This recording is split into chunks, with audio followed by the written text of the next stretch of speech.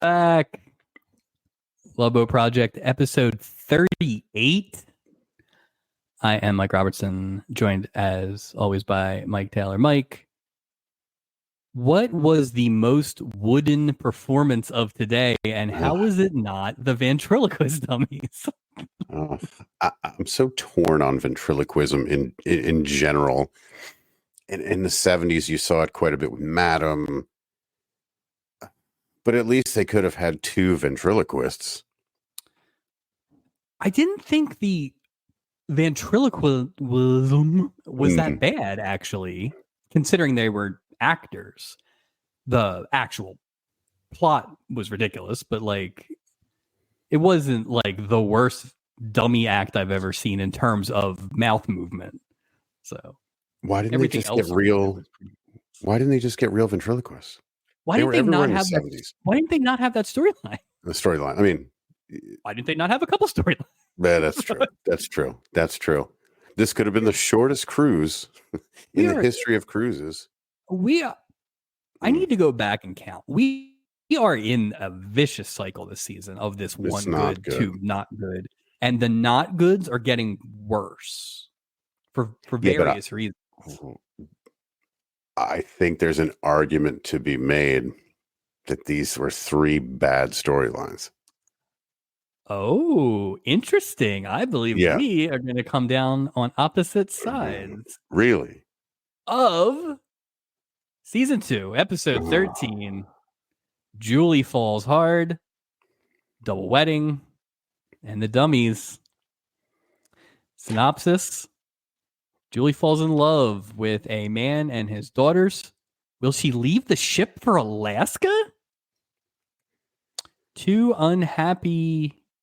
twins, unhappy with their prospective spouses, switch places. Separated couple who were assigned the same cabin, great job, guys, are also on the boat to entertain with their ventriloquist act. Seems to be a lot of these room mishaps on this ship. You know, a man ends up with a woman, and this. How does this happen? That the booked entertainment would take priority, unless they booked it before they were separated. That's the only thing I would think of. Maybe they booked it so long ago. I think that's how that's how they framed it. And then they said, "Oh, the boat's sold out. We can't change." Which I did not see any evidence of the boat being sold out. Didn't seem that packed to me. At one point, that bridal party is hogging up the stairwell for a good 5 minutes, and no one passed by. Only thing, no one was in the way. No one was falling down the stairs. Nothing going on. They got the royal treatment. Well, the captain was very attentive. We'll get to that. Original air date of this thing, December 16th, 1978. This is our last episode of the calendar year, 1978. When we come back for 39, we will be in 1979. I think when we did the calendar turn last year, I didn't think it would be a big deal. I think we kind of referenced like, the 80s and all that kind of stuff. Sure. This episode is another example of when we got to 1978, baby, we had a lot of disco dancing. So much. Everybody's disco dancing inside, outside. The disco dancing might as well be an aerial shot of the boat for as much as they use it to pad out things. It really, and it doesn't look fun. It looks just all sort of herky jerky. Like it doesn't look rhythmic. They just look, I'm not trying to be like a fogey, but there's no rhythm to it. They're just throwing themselves all around like Gopher. Remember the episode with his crazy, and that was serious dancing. Yeah. Yeah, and I mean, Fred Travalina goes for it, but did you need it? It's all what you brought this up, I think, with that Gopher thing, where it's like, all right, you get one, but when you cut away and come back, then, or God forbid you cut away and to a different scene and come back, or in this case, you go to commercial and come back. Well, it's funny too, because I think, okay, so say you're the home viewer and you're watching this. And you're watching Fred Travalina. You're watching Ted Ashton cutting a rug. And they're probably like, man, I want to go on a cruise because look how much fun they're having. They probably saw nothing odd about that dancing, nothing weird. It's just odd that wasn't odd. Do You you know what I think? mean? Well, because this is a Saturday night when the discotheques are Right. popping. Do you think this is like, oh, get your coat? We don't need to see the end of this terrible Love Boat episode. We're going dancing. It must be. I mean, yeah, but the only trick here is they don't. They have to have it on a specific night because it has to be a windless night. If you notice in this again, no wind in the open seas. No wind. Well, no, I was going to say that was the Pirates Cove, but it wasn't. That was the outdoor. True. Yeah. The something deck, the Fiesta deck, or whatever right. it is. My bad. Lido Fred deck. Travellina danced a smaller dance in the Pirates Cove. Yeah. Yeah. Well, I mean, space was limited in the old cove. I'm surprised he was wearing the same clothes, Travellina, in the cove as he was wearing outside of the cove.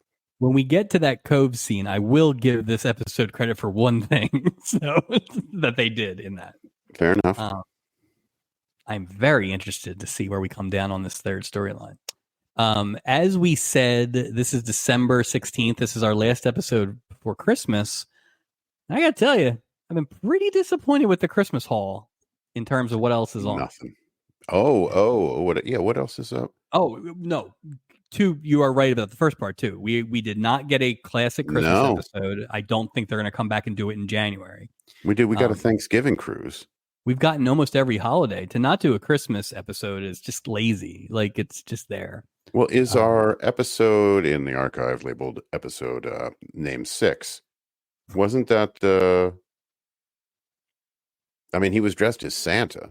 Oh, that was definitely. I mean, that is definitely the Christmas. Well, that's why it's so weird if they have one season 1 before they are what they became. It's odd to me because that seems like an easy home run. It's like a clip show sort of thing. No, it's a home run for every show. Like that's the easiest only 3 channels too. I mean, you watch. I guarantee you, if you pull up any show that had more than 5 seasons, right? They did 4 Christmas episodes. Absolutely. So I'm not saying they won't go back, but it is odd to not do it. Yeah, why not? Why do Thanksgiving and then skip Christmas? It's not like they're sticklers for good plotting. So it's like you couldn't just. I don't know that you could have made this one the Christmas cruise, but you could have done something. Maybe that'll be next year. Christmas for this year will be in an episode, season 3, episode 16. It'll be something loony like that. Christmas 78. Well, my promise to you, dear viewer, because I am offended by this and I'm going to get my money's worth out of that Christmas hat, is episode 41, which will actually release on December 16th, 2024. So 46 years from this episode, actually, I will have my Christmas hat on. So tune in for that excitement. Hey, we can say we could make our own. This could be like our episode 41, our Christmas episode. It is our Christmas episode, damn it. A week in Christmas. Exactly. And talk about the Love Boat. Who knows what that episode actually is going to be about? But we're going to make it about Chris. We're going to make it about Kris Kringle. What else is on? Like I said, I feel like if you looked at the TV lineup 9 days before Christmas nowadays, you'd have a lot of Christmas stuff, but not here. CBS from 9 to 11. Who will save our children? A telethon? That's what I thought too. A childless couple provides shelter for a couple of homeless children. When they try to adopt when they try to adopt the children, their natural parents show up and a custody battle ensues. That's not starring Shirley Jones. Starring Shirley Jones, who just loves to adopt kids in TV. Okay, was Ruben trying to get in on it? No, I hear they play guitar. You snake. But not real Christmassy. No, not at all. That's not a Christmas feeling. Oh, we built You know what else isn't a Christmas feeling? Surgery at 9 p.m. on NBC Lifeline, which is a reality show that kind of follows around an emergency room and kind of focuses on 1 or 2 cases. How do they do that with all their wires? People tripping, all the doctors are tripping over the wires and the lighting rigs from the 70s. It's just the You've old got place. oil lights. Like the whole thing. It just would never work. The whole room would be cameras. Your surgery went fine, but you're blinded by the flash photography. Well, the good news is that we were able to perform surgery, and the bad news is we have no idea where your appendix is because we were literally blinded by the sodium lights. Oh, I rarely go to Fantasy Island, but we need to because again, that was pretty thin. please get me away from surgery. Yes, please. So after you're sitting there in the pure motion of Julie staring out into the ocean, we go to commercial and we go to Fantasy Island this week. A method actor who claims to be related to Dracula wants to wants to research his next role on the hunting grounds of the famous vampire. What? That's a who? Wow. Also, a cosmetics tycoon must snare a millionaire in order to save her struggling company. Those two lead roles were played by former guests of the boat. Do you have any guesses? Yeah, the second one, for some reason, I'm thinking it's French with the perfect nose, like Bambi something. I thought you were going to get it because you came in with such confidence. It is Eva Gabor. Eva Gabor. Okay. From Leslie Nielsen's wife. Exactly. And the other one? You'll never get it. It's so against type, but no Red guesses? Skeleton. I'm a vampire. Robert Reed. Wow, man, he did. Did he just not turn down anything? I think he was like, I will do anything that is not Mike Brady. No kidding. Yeah, I'm a vampire. Sure. Sounds good. Whatever. Sure, whatever. No. So tune into Fantasy Island Project for that. Again, not very Christmas like. No, that was a new episode. Yeah. That's odd. The only thing I can think is, since this is the 23rd, next week this is the 16th, so next week's 23rd. Maybe they do there, but I mean, the whole month we've had 3 December episodes, and it's not been real. I think that Tennessee Ernie Ford Christmas special was the only thing we had. That's right. That's the only thing.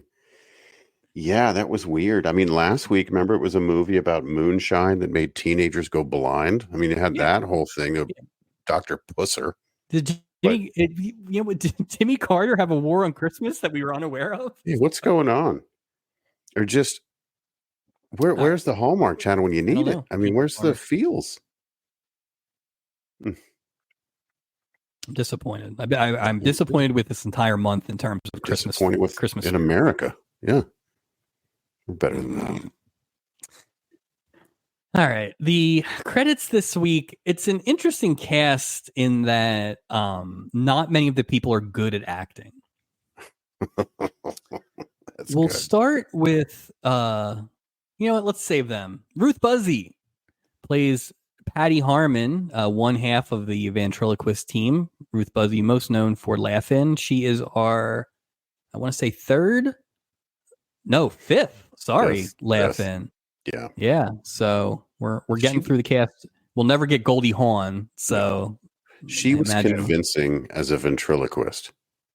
Yeah. I thought she played it up. I don't think the ventriloquist nope, not gonna. I don't think the dummy work was the problem for either of them. I thought Sid, could have done a little better, but especially the voice sounded nothing like him too. So, and it sounded like a famous cartoon voice. That's what you want. He's just that good. That's what I'm saying. Sorry, Mike, for being so good. Where's Willie, Tyler, and Lester? And have the woman that does Madam. There you go. It's funny that we had a dummy act and it wasn't a famous dummy act. Yeah, it's fake ventriloquist. Not only that, well, it's funny because I looked up to see how old Edgar Bergen was in 1978 because that's the type of Googling that I do. He died in 1978 because I was like, why wouldn't they have? From a broken heart not being on this episode. I know. So Ruth Buzzy will be back for the final episode which is Really? weird that she's not on again until the final episode. Wow. Yeah. So could we could say that she was a much bigger star now in 78 than she was in what, 86? 6 or something. I would assume so, but I would I'm actually think. not really sure what she kind of did in the middle. So Me neither. Huh. because Okay. I have been told by a friend of ours that who's a big Ruth Buzzy fan that she's apparently had a big deal on Sesame Street, I believe. Yeah. Yeah, that is So true. That is yeah. true. Sid Caesar, her would be husband, separated, rekindled. It's complicated. Michael Harmon. Sid Caesar is one of those heroes of comedy, and I feel like they kind of did him like they did Milton Berle. It was kind of like, here's a garbage storyline, not worth your talents. Like, I'll say this. So when I grew up, when I lived in the Marshall Islands, TV was kind of weird, the programming we would get, to say the least. And one of the programs we got every Saturday at 2 p.m. was your show of shows. mm-hmm. And I think it was so it was Sid Caesar, and I believe her name was Imogene Imogene Coco. Coco, yes. Coco. And it was weird because they were like sketches. Yeah. Like he wasn't necessarily saying funny lines, but they were acting in these funny. I'm a big Sid Caesar fan. Yeah. I really am. And I couldn't agree with you more. They kind of like no-selled the fact that he was a much bigger deal than this Michael Harmon role that he gave him. I felt You kind of got it the was so third. dumb. That's the third. That's the C storyline. That's kind of way beneath him. But that's what happened to. That's what happened to Bacchus. That's what happened to Milton Berle. And it's not like this show doesn't give respect to comedians. It's funny when they're smaller roles, they do better.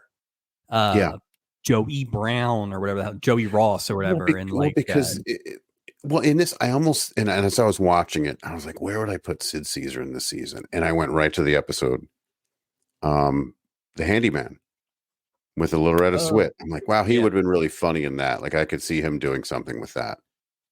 But then I'm like, well, I just wanted anything bigger than this role. It was a terrible role. It was a terrible role for him, and it wasn't fitting. It wasn't fitting for a man his age at the time of this in 78. I don't think. Like it just was.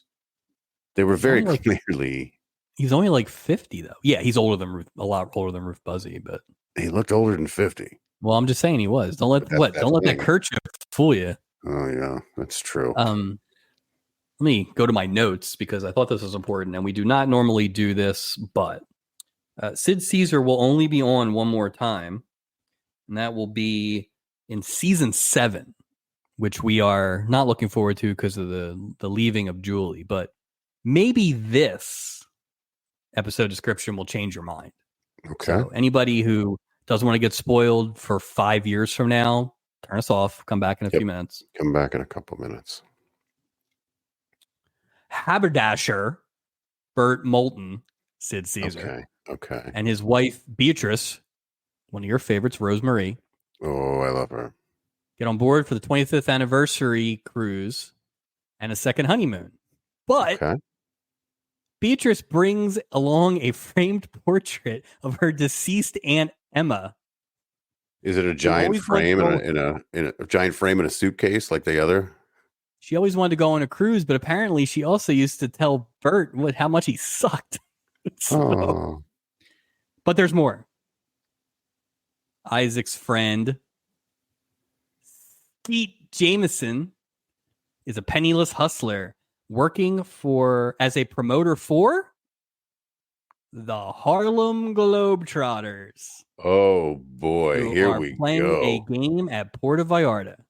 They're on the ship? They're on the ship. Oh, how many are on? Is it just Meadowlark Lemon and Curly? It literally says in the credits the Harlem Globetrotters. So they didn't break them down, but I think that dream will be realized then. Well, they could play on the deck without that. There's no wind. Pesky. I hope they're just getting like a lot of stuff off the top shelves of things. Yeah. 17-year-old Gary Philip McKeon falls for his father's secretary, someone I never heard of, who is already, quote, romancing his father. Things Whoa, were they working things blue over there get on the boat? things get more complicated when the father joins the cruise. That father, Bert Convy.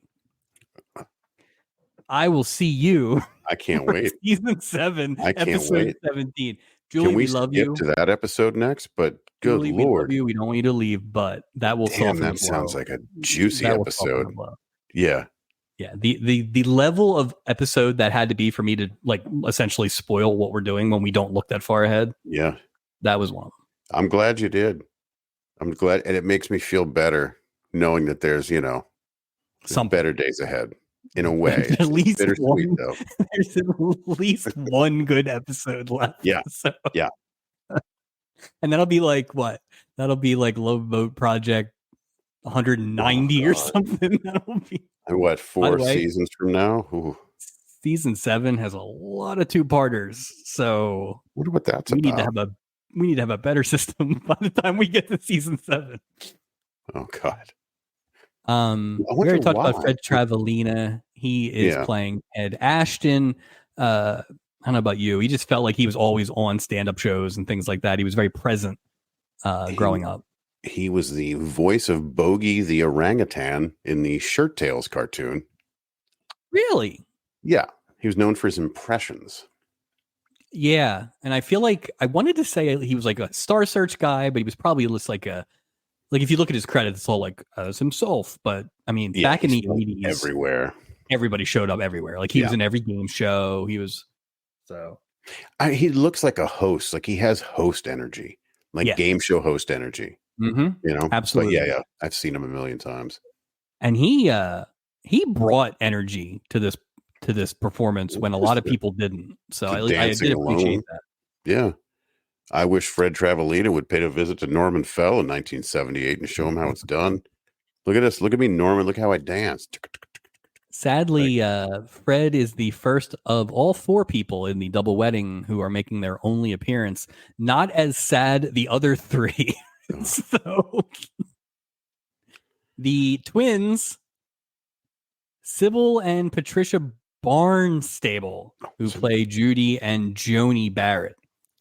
Barnstable is a lot like Barnstable. That's so weird. That's like I feel like they have money with that name, like Barnstable. They apparently were discovered, best known, whatever, as the Doublemint twins in the old commercials. I kind of remember them back then. They basically, their entire acting was just the 2 of them being twins and things. Judy was better than Joni. Well, which is the one that wanted to go to sleep early? That's Joni. This is going to be a problem. I can see already. How are we going to do this? We're going to go. Can we go 1 and 2? One of the 2? Like, how are we going to? So I didn't think about this. Judy is the one who starts off the episode, and she's married to that dud Gary Glitter or whatever the hell his name is. So not Gary. Gary Gage. So Judy has the long blonde hair. Joni has the long blonde hair. Oh. Exact same features. It's the same. And of course they dress alike. That just pisses me off. Like sometimes they even talk alike. But the rings are completely different. That's quite a curveball.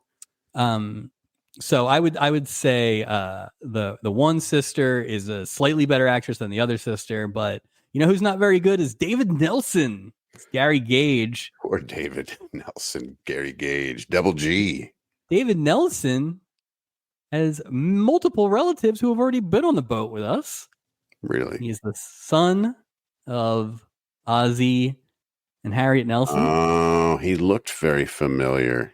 He is the brother of Ricky Nelson.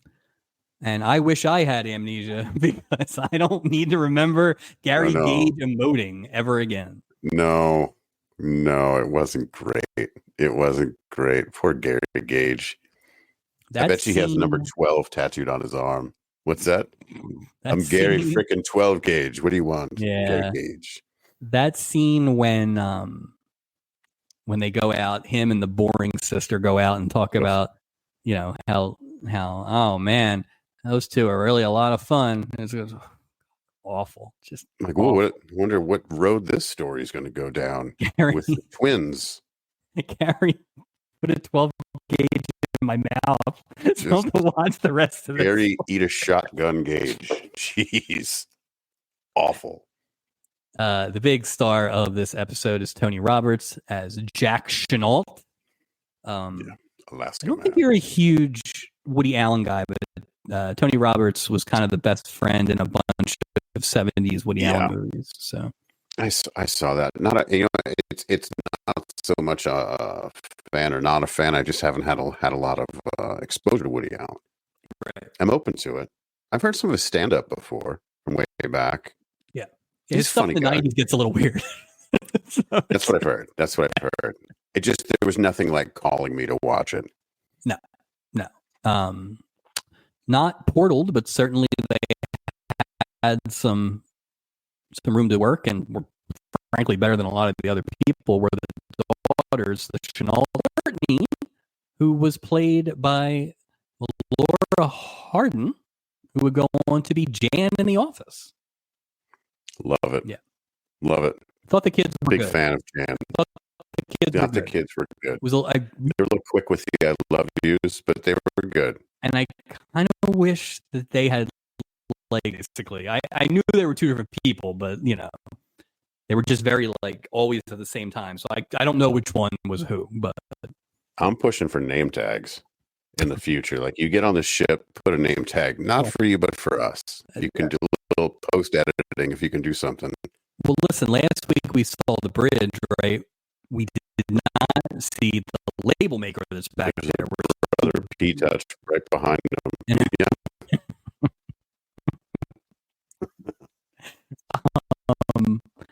Portal report. The twins, weirdly, are the only ones that don't get a direct-to-camera.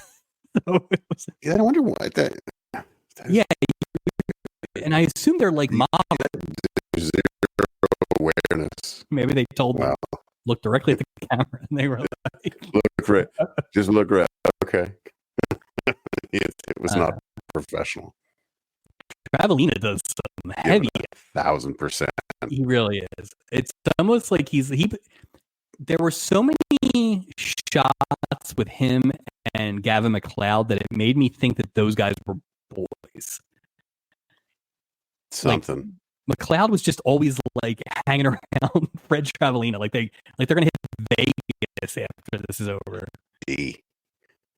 Like, every time there was something going on, he was just like, and you're and you're like every 5 minutes. We said it for the Scarecrow. Like, he loves weddings. Oh, must have killed him. I mean, he wasn't.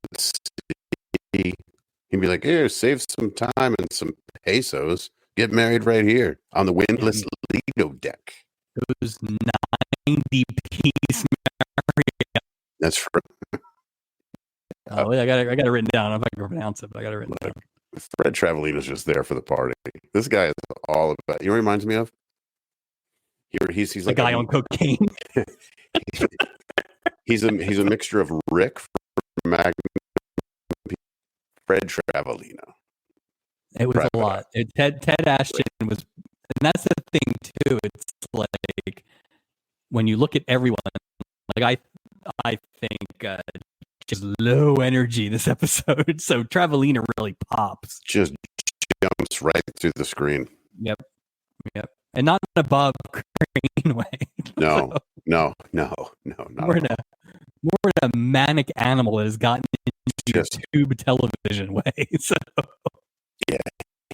Else before we apparently fight about this episode. So I have notes. The only other note I had was this episode should have been called Kirby because it sucked.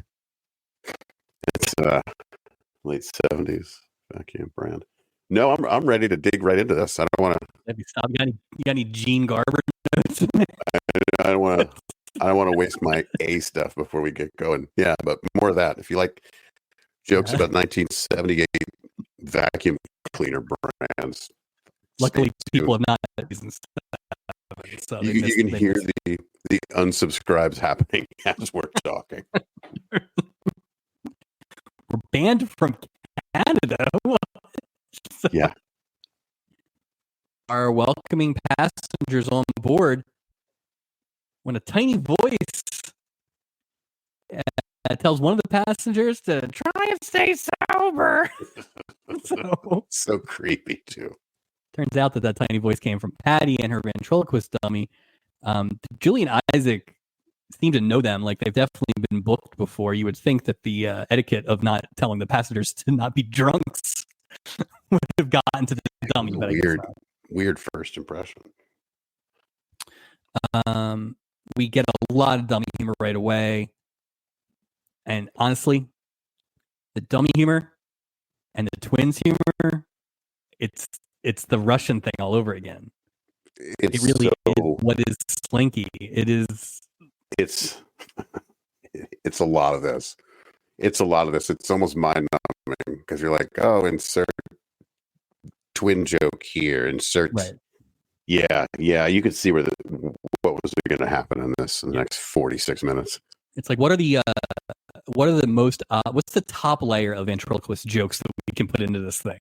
It's like, I don't want to dig any deeper than the first page. So. Oh, remember, they're doing the Billy Barty thing, minus the wink. Hi. They're doing that whole thing. The problem was the Billy Barty thing ended up not being the actual point of the storyline. That's true. Yeah, if that was the driving force, his right. and winking. Yeah, that would have been weird. That was a garnish as opposed to the meat of the sandwich. That was like a radish cut like a rose. This is just, this is boiled ham. Yeah. We find out that Patty is separated from her husband and comedy partner, Michael, but I doubt that'll actually come up for the rest of the show. What are the odds? But wait, Michael Harmon and his dummy walk onto the boat, and there was quite the stare down. Wait, between the people or the dummies, or both, or all four? I can't tell because they're all wearing the same clothes. I don't know what's not. It blurs the lines. Yeah, it's. We will later ask the question of what is the more psychotic behavior. I'm glad we're going there. Yeah, I have some notes on that. While these two who are separated are staring each other down, actually these four are staring each other down, I guess. Steubing gets paged on the intercom for no reason, but it sounds like when they're doing the Death Star. When like Han and Luke board the Death Star, it's like one of those background announcements. That's funny. Check officer. Doc is back. Doc's back. It's enough of this nonsense, right? He is focused on a blonde woman who rolls onto the boat. Gopher comes over to kind of see what's up, and Doc's like, "Oh, hello." Oh, hello. Ho, ho, ho. Yep, and it's Judy Barrett. And she's like, "Hello." And then she's like, "I'm Judy Barrett." Doc's ready to go. "This is my fiance, Gary." Doc gives an amazing, oh no. Like this guy. It's fantastic. I will say a light Doc episode after some heavier or some more heavier involvement of Doc in some of the storylines as of late. This one really light, but even Gopher was light too. I think Doc and Isaac too did good work in the Julie storyline. But again, it sounds like you hate that storyline, so we'll find out. Yeah. Doc's not thrilled about the Gary thing. Then another blonde shows up. Turns out it's Joni Barrett, Judy's twin sister, and her fiance, Fred Travellina. Doc is just so confused by all of this. He's like, "Didn't you just leave? How are you the fiance?" All this stuff. It made me realize Doc did not know that he had sex with twins back in episode 7. I was just going to say, like, Doc, you know how this works. They're just two women that look like each other. That's all this is. There's nothing. What kind of witchcraft? He didn't know what was going on. What kind of smoke and mirrors? But you were here and now you're not. It's called twins. It's when Doc, two babies, enough. Doc, you can put that performance on your highlight reel, bub. Like that was you betted twins in like 4 hours. He hurt He doesn't doesn't even know. He hurt himself that episode, like where he there was some trauma to him physically. Struggling. Like, he can't. He doesn't even want to think back to that. It was Stubing shows up. Apparently, he's resting on his laurels after he won the Captain of the Year. So now he's going to win Wedding Planner of the Week. Shows up, tells the twins and their betrothed that they are ready and all set with their arrangements for their double wedding in Puerto Vallarta. And everything is on schedule. On schedule. Because that's what he's there to make sure. Right. That's assuming the boat that I just left running hasn't, or I guess, what's her name? Karen Maynard's driving the boat. Karen Maynard's still there. Because if it was me, I'd be like, hey, you worry about getting us there and I'll worry about the rest, CPT. Right. Something along those lines. But also, Joker's got nothing to do.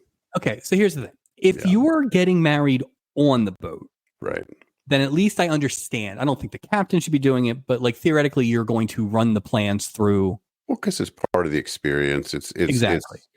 Right. This is like having the taxi driver that took you to the church plan your wedding. He didn't even go. Well, if you remember last week in the Pepito drinking game, it's much like Julie overstepping her bounds by involving herself,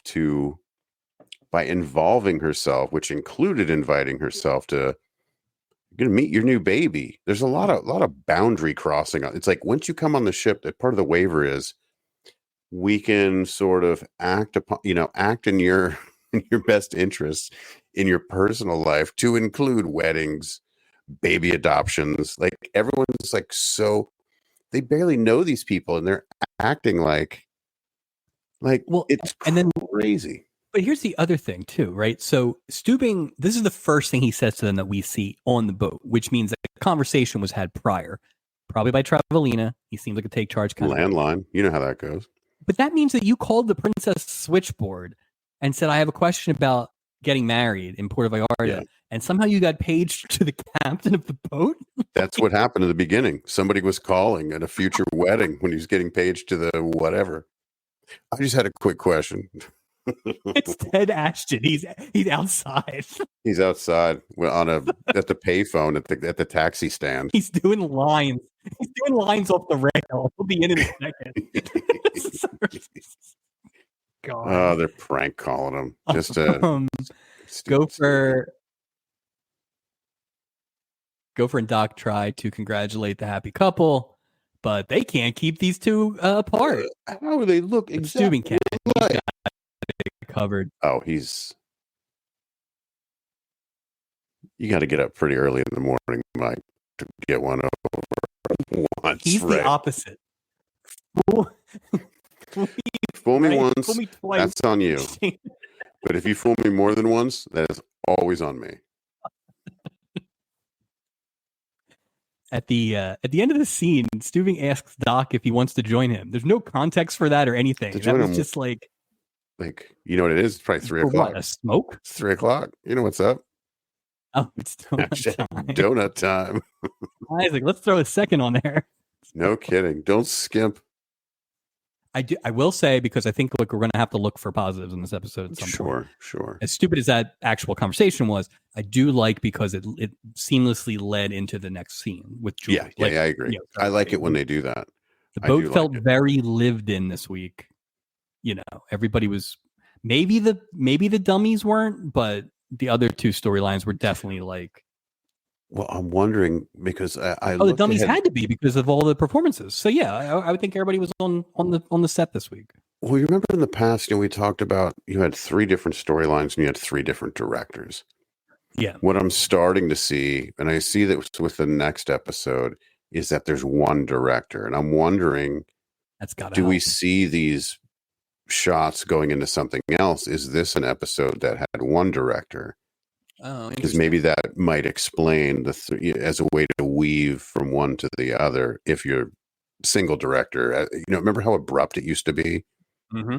Like, Well, it would make sense too, because theoretically you would need a second director for a second location as much as anything, right? right, So, right. or time. No, that's actually a very good thing to keep an eye out for. Because I didn't see any scenes in Puerto Vallarta. I saw stock footage. Yeah, no, we didn't get But off the boat. you don't really get it. Yeah, you don't get off the No. boat at all. And frankly, we've been off the boat a couple times to very overrated. small degrees of success. I don't need to get off the boat. I don't need You want to everything get I me in need the is on parking the boat. lot? You want to get me in the parking lot? I'm fine. But That's good. I'll be yeah. in the Pirates Cove, not watching sports on television. Just saying. Fun stuff. Meanwhile, two precocious children rumbling about the boat, and they're arguing between themselves, and their father just looks flummoxed as he kind of furiously looks at some papers, which I assume are tickets, but he doesn't watch the Love Boat, so he doesn't know that you don't need tickets. They're blank. He just doesn't. Maybe he works for maybe he's marketing a paper company. Maybe it's the James Coco virtue brochure. Yeah. Definitely didn't read that this week. He's outside handing them out to people that go in, trying to keep people's behavior in check. Hey, keep it in your pants. There you go.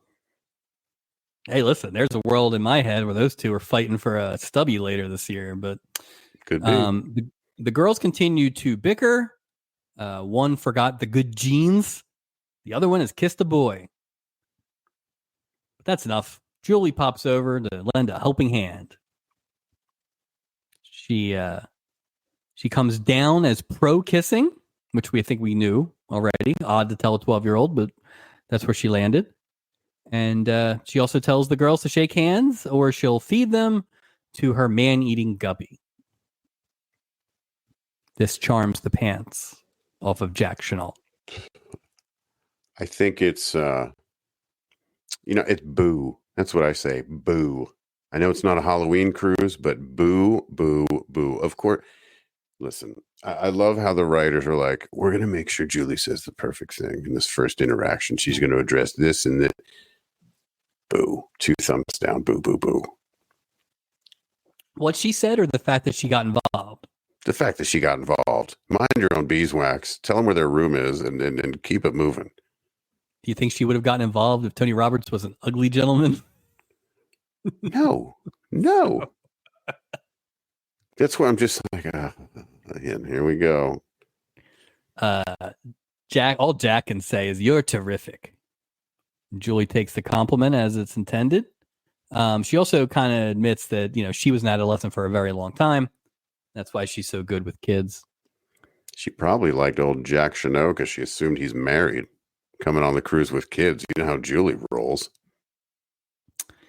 The Chenaults head off to the elevator.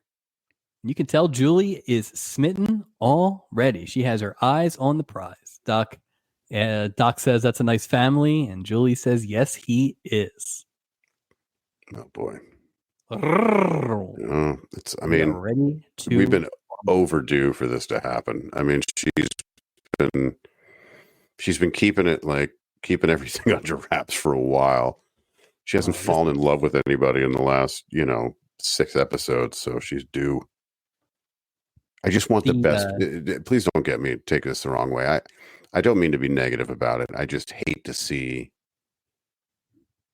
I don't want to see Julie dating anybody. Sometimes we agree too much. I think this is good that we have different opinions. I just don't want to see this. This didn't have to be Julie. I think it would have been more effective if it was another, not crew member, but a different guest star.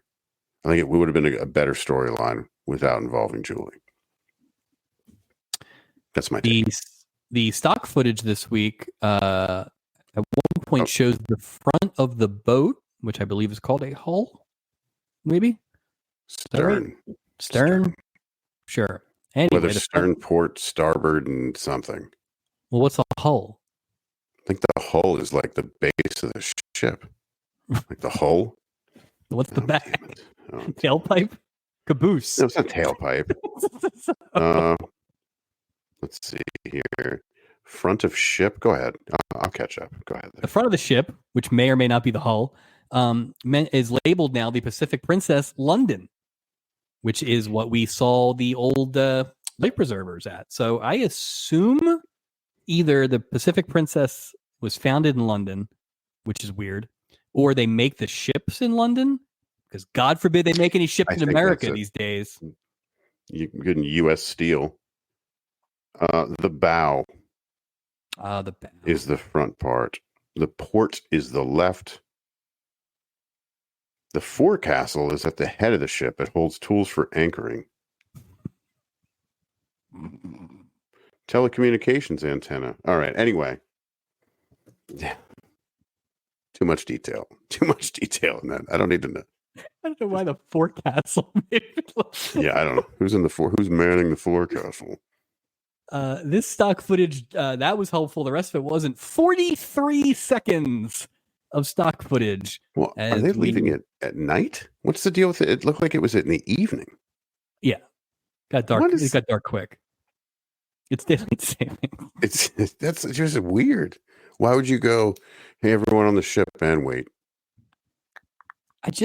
We're gonna depart in 10 hours. Everyone get comfy. Again, we've established we understand the boat is going to leave. In an episode where maybe it's not going to leave, or it leaves to a different place, and you could have like a different set behind it. Sure. Fine. But you know what? I kind of thought the boat was going to leave, so I don't need 43 seconds of the boat leaving. You're like, oh, look, the boat's in water this week. Look at that. Yeah, no. It is. This explains all the scenes that have anything to do off the set. There was some time wasting galore in this episode. Yeah, like 2 of the storylines. Yeah. Well, I would argue 3, but 3, yeah. I know. We are back at the Pirates Cove. The only good thing about last week's episode is that we now know what the hell that place is called. We know. I love to see Isaac dressed like an owl. As soon as he walks in, he puts on his owl costume. He's got to do a lot of costume changes now. He's busy. He's busy. He was dressed in his like non-jacket whites earlier.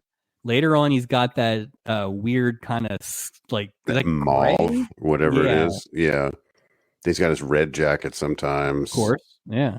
And then we haven't seen street clothes Isaac in a while though. Whatever this Ice Capades look is really Ice Pirates, Time Bandits, whatever it is, looks ridiculous. Ice Pirates starring Robert Urich. There you go. See? All comes back to Spencer for Hire. Yeah. Isaac is taking orders for the double wedding people. Stubing like rushes in there like there was a pastry in the middle of the table to tell Fred Travelina that he has booked the mariachi band that Fred Ashton wanted. Los Compadres de la Playa.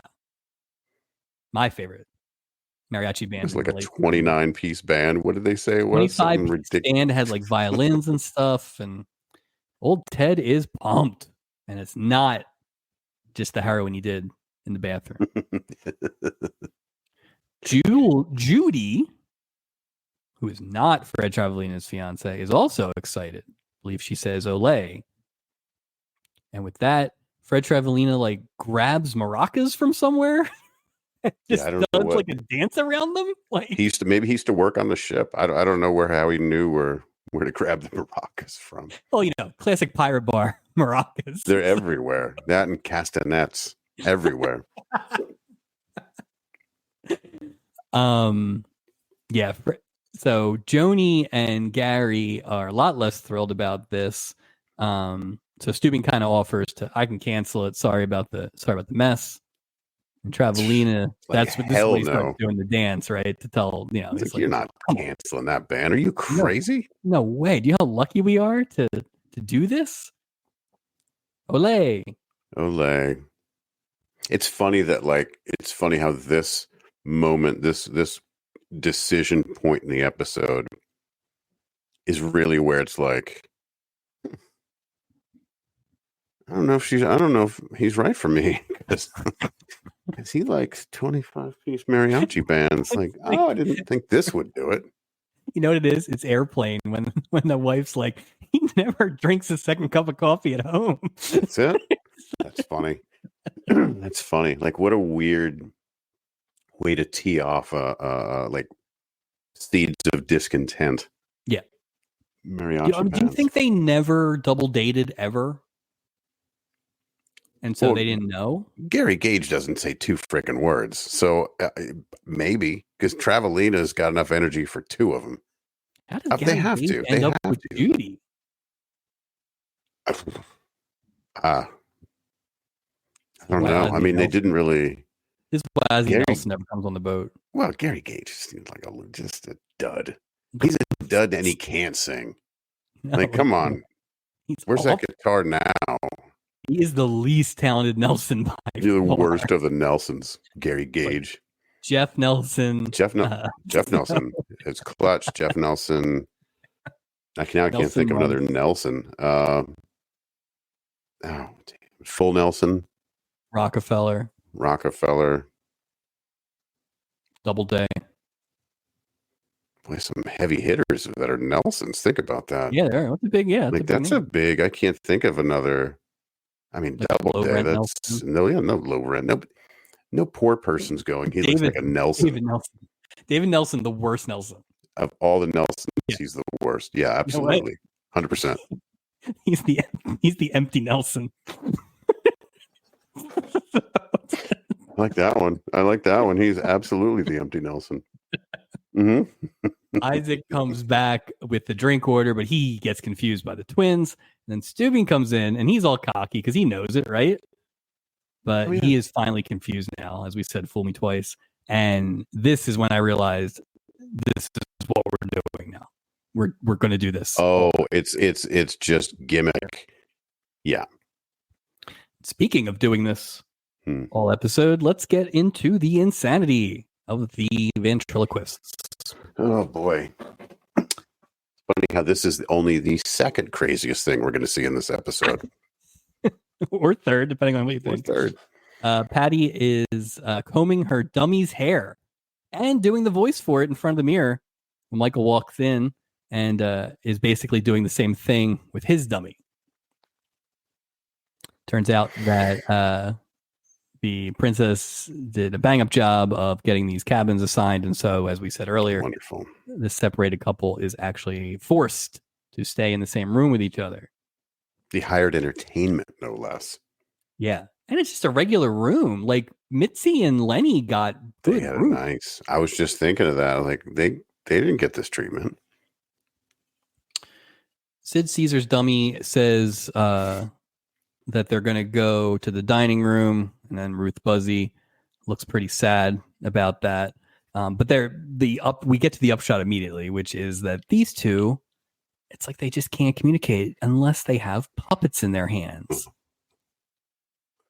I wish they had a puppet on each hand. Let's just see what would happen. Have two extra ones in the room. We established this in like minute 9, and really nothing else is added for the entire length of the thing. So this was just garbage. Sorry, Sid Caesar and Ruth Buzzy. It's just that they. Well, Mike, I think that. Yeah, it's a lot of this for you audio listeners. It's a lot of Sid Caesar is talking, but he's really the dummy's talking, and he's talking to the wife, and it's just a lot of that. And they're dressed the same. I should have gotten a dress shirt for the puppet. I mean, Slippery says that you can. Oh no, divorce. So I think it would be great just to do that for a weekend. The next time I come visit, we should have puppets ready to only communicate with spouses. Puppets. And here's the thing. That was a tiny puppet, a hand puppet, basically. Yeah. These are the big old puppets. Like that's. I bet you they were heavy.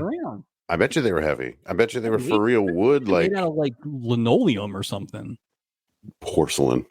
Just not practical. In the dining room where Sid Caesar is heading with his marionette, dummy Julie is dolled up, looking foxy in that red dress. And again, just so the time here, this is the first dinner, right? So this is the first night of the first. Yeah, I guess it's that night. Yeah. I'm only saying that because, boy, she is all in already. There's no explanation about where the mom is. There's nothing. She's like, screw it. I am in. Yeah, you're right. I mean, I guess she knew. I guess she knew the mom wasn't on the boat. That's all she probably was worried about. Well, now I'm thinking, is it a thing? Like, say you're a widower. Would you wear your wedding ring? Like, I'm wondering if that's a thing I don't too. know. I don't know. 'Cause here's the I other thing don't too. either. She couldn't have checked the actual information because he hasn't given his name yet. There's no names. Oh, she'll know who it is. But yeah, I think he actually says, "I'm Jack Chenault." that's what In I this thought scene. so too. So, The crew is poking fun at Julie, who's the new girl. And she takes that for a couple minutes, and then she turns around and gives him the old raspberries. yeah, So, strong. As always, I particularly love the crew breaking each other's balls. I Yeah. think this was a good the 4 crew members episode. It's like a brother sister kind of deal. Yes. Yeah, But it's not the brother sister thing that we hate, where it's like hypocritically telling Julie not to do stuff that these clowns do all the time. overprotective. Yeah, overprotective, like with the basis of like chauvinism. Yes. Yeah. It's pretty obvious why Julie's dressed up, and after she gets over her own can't tell the twins apart bit, because God forbid we didn't have somebody else do that. More jokes. The Chenault daughters head over and invite her to their table for dinner. Jack Chenault gets up and kind of trips, so we get a Dick Van Dyke and Chevy Chase reference. Yeah, the Chevy Chase one kind of surprised me a little bit. It's pretty modern. They're like, well, they said that, and everyone's at home going, this must be a new episode. Like, yeah. Last week it would have been Dick Van Dyke or Jack Parr. Yeah, Jonathan Winter, Charlie Chaplin, Buster Keaton. Yes, sir. Julie thanks Jack for the invite, but then they both quickly realize that it was actually the girls who were just lying, playing matchmaker. Do you think it's odd, Mike, that a writer would sit down? You know, obviously you think about character names. Chenault. Who's, Harmon, Barrett, stupid Gage, all these are, but Chenault. It's just interesting to me. Like they're like, I like the fact that he had a real name that wasn't like wasn't Foster again or something like that. It didn't seem created. Like it had a little something to it, like Jack which was nice. Like a real name. Yeah, absolutely. No, I appreciated the effort with that. Sometimes I feel like we're getting pretty lazy with like Patty Harmon. It's kind of lazy. I'm gonna be honest with Patty you. and Michael Harmon. After you just had Robert Urich and his wife were the Hartmans. Well, think about only 2 people had different last names as the guest stars. All you had was Ted Ashton and Gary Gage. Then you had the real 3 Chenaults. Gary Gage, unless they were trying to like connotate that this guy has a rock star name and or he's gonna future superhero in the Marvel universe. I don't know.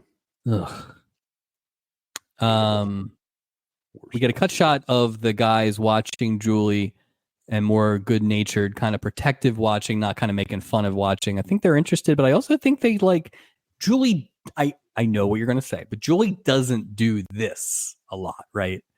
So this feels more like, okay, I think she likes this guy, and it's not, some clown that she got run around by, or someone who brought their pregnant wife on the boat, or, I just think somebody owes her an honest conversation to be like, hey, let's do this. Let's not poop where we eat. How about that? Like, that's ridiculous. Because she's, then that should be a company-wide memo, sir, because the entire boat is pooping where they eat. Yeah, but in 1978, there were 2 sets of rules. Well, I don't cotton to those rules, sir. I'm just saying. Jack and Julie both admit that they put a little extra effort into getting ready for dinner tonight. New shirt. And after a Robert Redford reference, the 2 of them agree that it's terrific. So that's the word for tonight. The password is terrific. Terrific. Wow. Good for them. No reason seen. Sid Caesar stops Doc and asks him to flag down a waiter for him because the waiter's not going to come over. He thinks because Patty didn't show up. I think it's because he's talking to a dummy. So Doc does one of these when the waiter comes over. The waiter does. Yes. That's a whole scene. Great. That's good. That's good. They're not trying to kill any time at all with that scene. Okay. Speaking of puppets, we are now in the Acapulco Lounge There for the we big go. Patty Michael act. Capacity crowd. The crowd is hyped for this show. Yeah, I just, if given the choice of this and dancing your face off, I'm just surprised they had such a big crowd at this one as opposed to. Maybe the alternate entertainment was the airing of this episode of the Love Boat. These ventriloquists performed for literally 3 minutes, and then that was the end of their act, and they're like, "Thank you very much, ladies and gentlemen." Isn't even an act; they're just you didn't even get started each other on the stage. It wasn't even a full sentence. What are you doing? Gopher complains to Julie that he had to introduce the act because she was having a long dessert. Obviously, a Chenault type dessert. She was the victim of a Chenaulting. Chenault a la mode. Chenault a la mode. My favorite part of this scene is Julie's like, "Well, good for you," and she gives him an actual salute, a proper salute. Yeah. Julie, she wanted to give him the F word. That's what she wanted to do. She wants to get the F word. Yeah. The act seems to be a combination of Lenny and Mitzi and just stuff that these two have said to each other earlier in the cabin. So. Like biting comments, but coming through two wooden dummies. Right. That's great. But you can't argue with crowd reaction. The crowd loves it. They love every minute of it. That crowd's hammered and they're not going anywhere. Stuving is watching the show in like a corner, not even a corner booth, just like one of those like booths against the wall. Yeah. Like and remember, he's sitting next to somebody in uniform too with glasses on, some gentleman. Who the hell is this guy? Who? Just trying to get close to Travelina. He's the real entertainment on this ship. Luckily, Stubing is close enough to hear that Joni is allergic to flowers. There we go. He's cracked the case, sir. Yep. Stubing takes the flowers away, and he all says, "All just part of my job." Come on, Meryl. Like this week, you can't say that, dude. That is all you're doing. So he's not doing anything. And it's funny because the note I had was, Stubing with lots of Commandant Lassard. Commandant Lassard wouldn't even do this. This is like, he doesn't have time. No. He's accidentally putting his goldfish on little hot plates and things like that and burning his foot.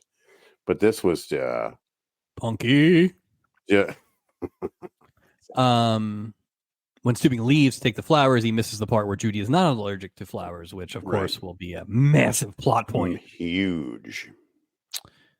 Joni and Gary are plumb tuckered out, and they're going to go to bed, which means that we are going to have Judy and Ted and some dancing. We go, Mr. Ashton. A lot of dancing. Just a lot. It's busy, and you need a lot of room to do the dancing that they were doing too. It's not they're all over the place. It is a lot of dancing. God, people don't dance like that now. Out on the smooching deck, Jack and Julie are playing footsie a little bit about kissing. Now, this is where I will start to disagree with your Julie besmirching. Jack, either he's playing a really charming game or he is a little uncomfortable because it is his first kind of romantic endeavor since his wife died or whatever. Yeah, last week. She died the day before yesterday. Awful time for a cruise, Mr. Ashton, especially when you're the number one suspect. They'll never find you in Alaska. So. Nope. That's interesting. Well, why are you going to Mexico? Like, why were you going from Alaska to Mexico? What? What I was going to say was I felt like Julie learned a lot in these 38 episodes because Jack's kind of putzing around and she kind of takes charge, and she takes charge in a way that is not Red Hot American Woman. I thought Julie did good work here. This was not far away from it, though. But I disagree. God knows what we didn't see. I'm sure we didn't see Red Hot American Woman. Just she's very forward for a guy she just met. It's the Love Boat, man. It's not the wait around boat. Yeah, but she works And it's a double standard. I'll say that. I just get uncomfortable. I get uncomfortable. Oh, you'd hate this. Yeah. If you were Jack Chanel, you'd hate this. Yeah. Oh, absolutely. I'm jumping. I mean, like I'm joining him, Mrs. Chanote. Let me get out of here. Anyway, they finally smooch. And that ends what I think ended up being about an 18-minute opening act, which is very long. I noticed that too. I was watching it, and as that ended, I looked at the time and I went, "Whoa, yeah, that was almost half the episode." Yeah, and you quickly the rest of the acts are very short, and so it's like you realize that why. was the meat. Everything else wrapped. It's very quick, fast moving episode. As we mentioned, we open Act 2 with more of the dancing. Great, it's a lot of dancing. Gary and Joni go out on the deck to talk about how boring they are. These two start to list all the ways that their fiancés are different than them, and this and that. And so now we're just in full boring. We're marrying the wrong people mode here. So yeah, we're gonna set this up so everyone can see this coming from a mile away. This is where I have the note. I think it's true. Is Joni the worst actor we've seen on this show in 38 episodes? We've had a lot of competition, especially this year. That's a great question. I feel immediately like she's in musicians get a pass a little bit because they're musicians. It's really bad. It's bad. I mean, if they weren't blonde and twins, God, that sounds bad. The other one is significantly better. Oh, I don't think I wouldn't say significant, but I would definitely better. Yeah.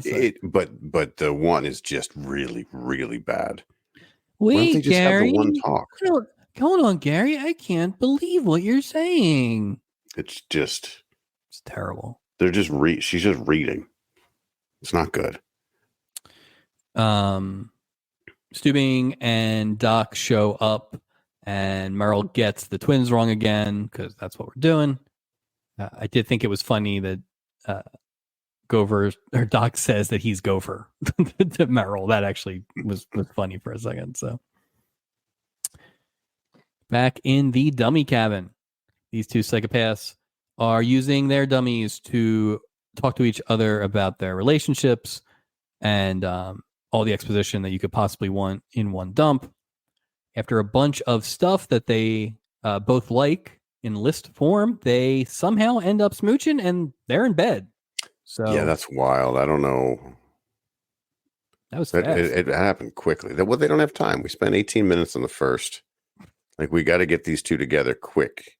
Or do we have to get them together? Sid Caesar's a dog, by the way. Not Sid Caesar. Michael Harmon's a bit of a dog. Yeah. This is maybe the earliest in my notes. The first couple scenes of Act 2 that I have everyone's favorite note in all caps. Who cares? Yeah. Yep. It's not a good sign. Like, whatever. Yeah. Well, they're not even divorced. So, like, is it really a stretch? Yeah. Do not care. Jack Chanel. Zero. Care about this. He's grabbing a drink at the bar and bending Isaac's ear. Isaac compliments the girls, but Jack thinks he means Julie, which means he is definitely smitten. And Jack decks Isaac for besmirching Julie, or so he thought. As part of Isaac and Jack's conversation, we do find out that Julie has known Isaac for about 3 years. So that's a little detail that we didn't have before. Okay. Jack tries to do some recon, and Isaac, who clearly likes Jack for Julie, kind of tells him that, no, don't worry about it. Like, we're not going to have, Julie's not running around. She's not that kind of girl. Right. So that was nice. That was nice of Isaac to step up there. Well, because at that point, he could have just been like, she's off limit. He could have done something. But yeah, that is nice. That is nice. He did it in a very sweet way.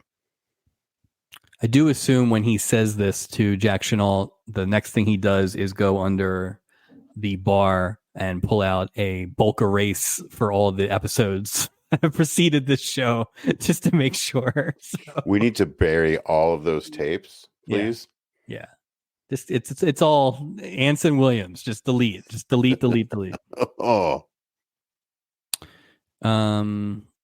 Jack's kids are selling the virtues of living in Alaska and turning down offers of Bloody Marys.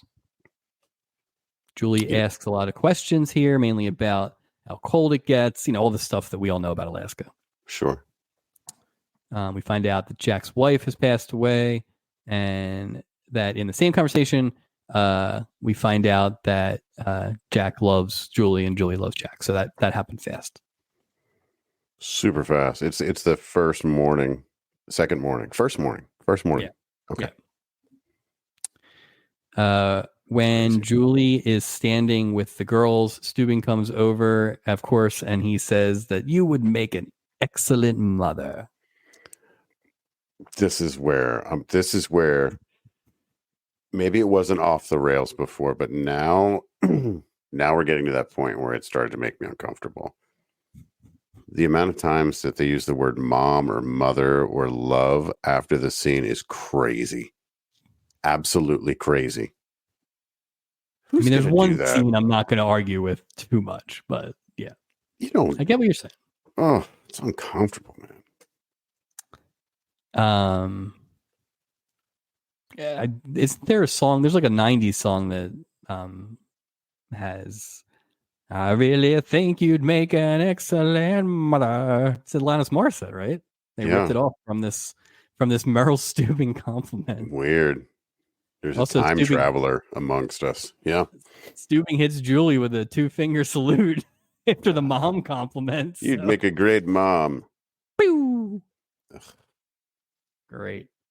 Does that mean it's like an official statement coming from the office of Meryl Steubing? You'd be a great mom. Is that like putting a seal? Is that like notarizing something, making it official? From the desk of the guy who wrote the nice review of Florence Henderson's public relations. That's it.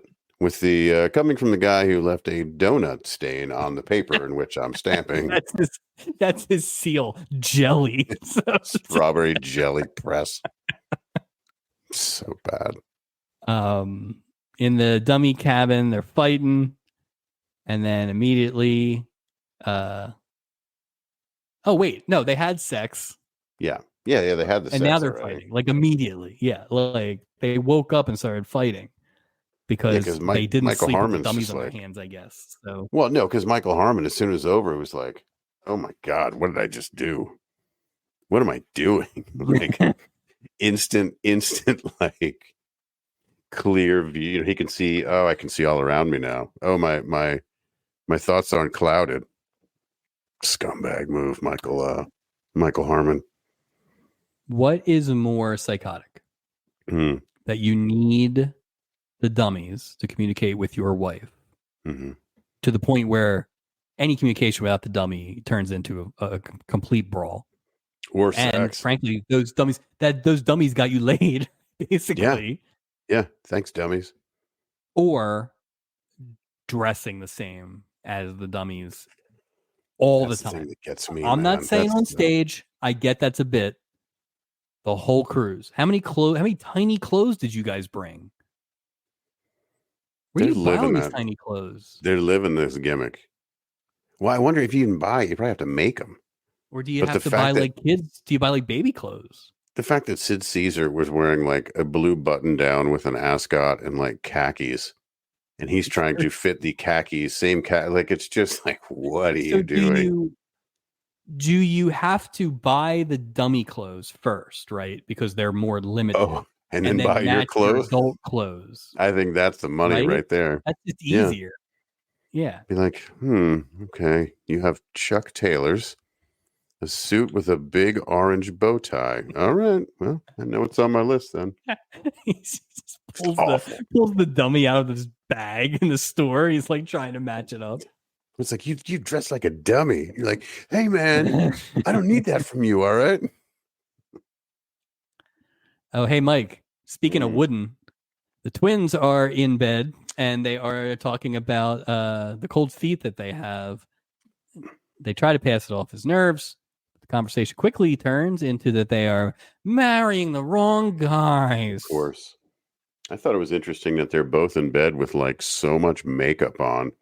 I could almost see myself in the reflection. There's so much lip gloss on them. Hey, let me get ready for bed. And then lay down. I'm like, what? You guys going to a pageant in an hour? Like, what's going on? Well, it's the morning of the wedding. They probably already got done up and then just chilling. Oh, just saving time. Yeah, That's just smart. The ship's cosmetologist. So it's a new crew member. We got to do it 3 days before the ceremony and just got to lay there and don't move now. As I said earlier, it's just very indicative that these two couples have never hung out before. No. You know, the plan is launched, and I got to tell you, I didn't care enough to really look into the plans. Give but two craps about this plan.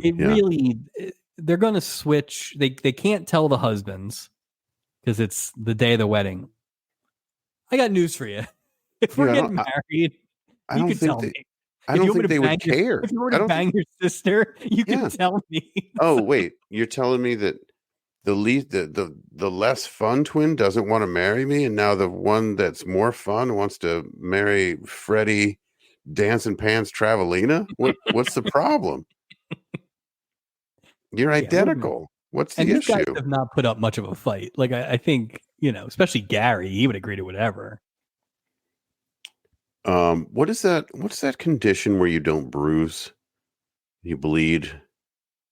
Hemophiliac? Yeah. Well, imagine that if one of them's a hemophiliac, the other one's not, and that's a real problem. Just saying. I mean, we'll get to it, but like the actual things that come up as problems are legitimate things that they really should have thought about. These idiots. Yeah, like this never dawned on you, and now you're hours away from a wedding ceremony in Mexico. Doesn't make sense. Anyway, they hug about the brilliant Parent Trap switch that they're about to pull off, and I honestly could not care less. And so here we are at the end of Act 2, and I do not care about two of the storylines. None. I'll give two craps. At all. Well, because you already know what's going to happen.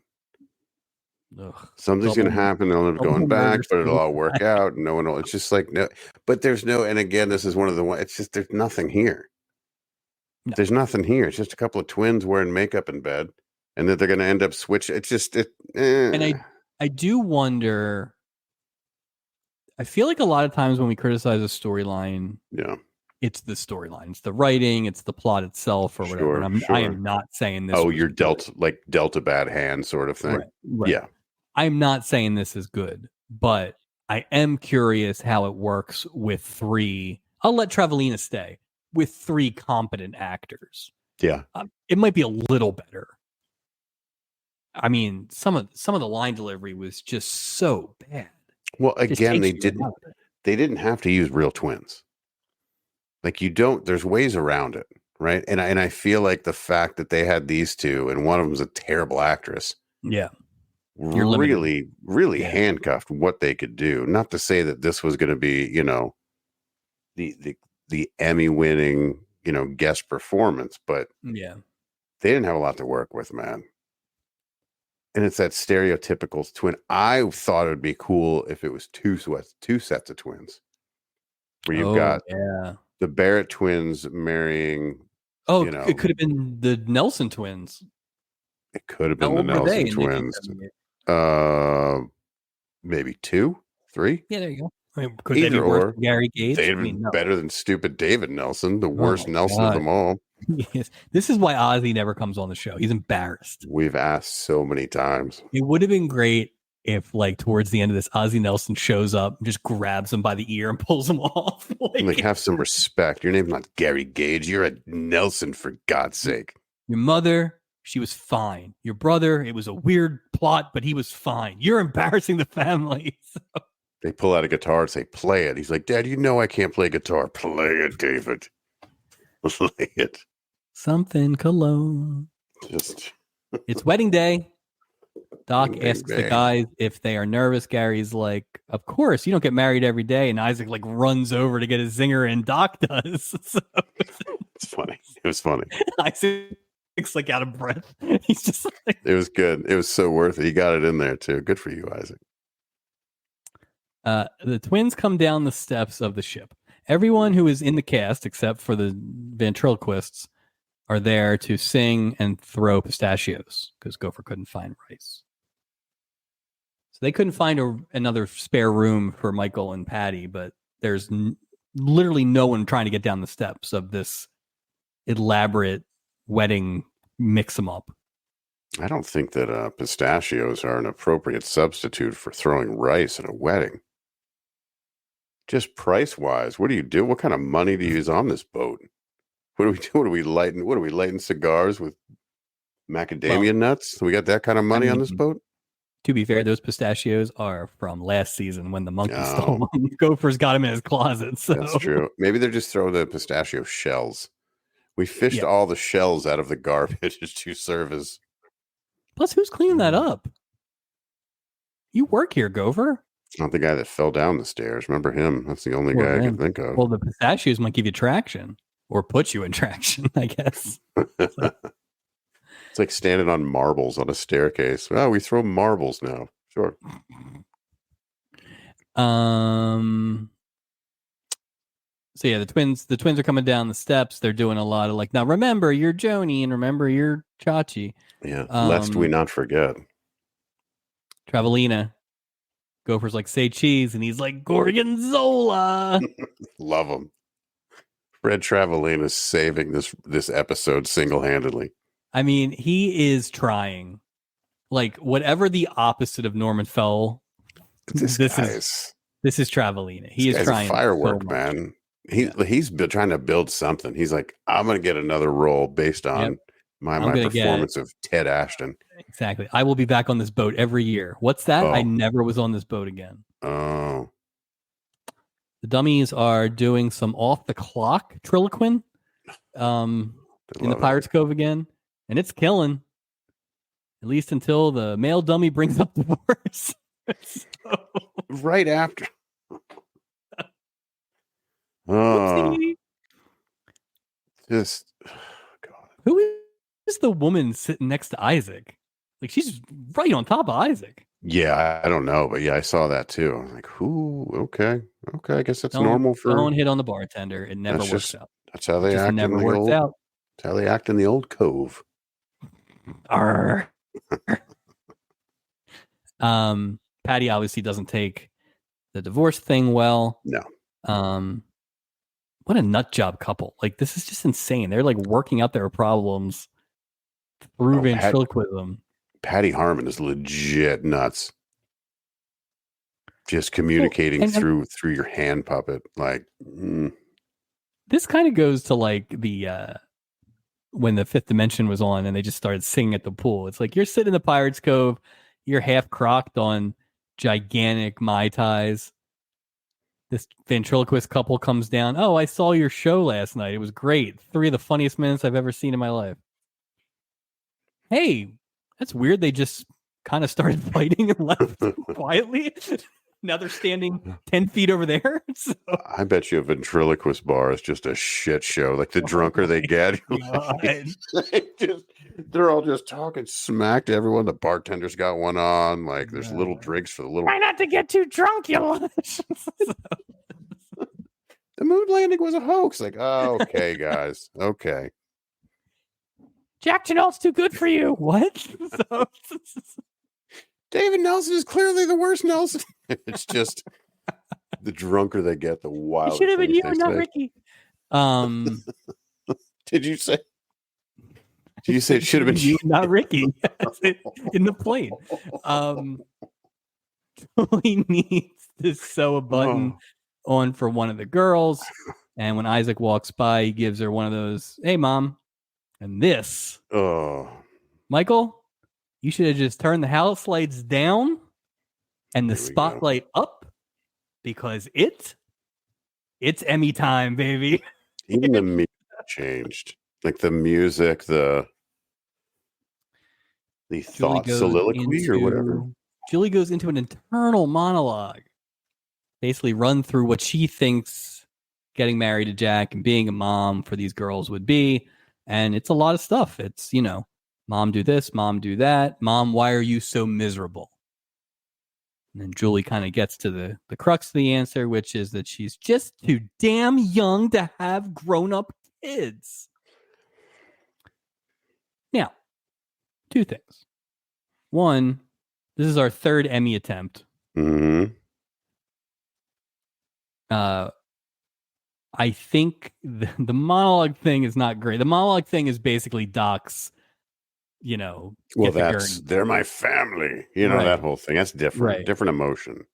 But I think generally this is, and I'm going to take it as the whole episode and not the inner monologue thing. I think this is probably the best dramatic acting that we've seen from Lawrence Hughes on the show. Huh. I labeled this as Julie's complete mental breakdown. I didn't view it like that at all. I was like, what is going on? She's got like these things like, mommy's too busy to get you something, Julie. Like she is freaking out. It's all oboes playing and string section. Like what happened to the music? Like, does she have an oboe player in her bathroom? Like what? Everything got weird. Yeah, he's sleeping in the tub. So. Like I viewed it completely different. I was like, Julie is losing her mind.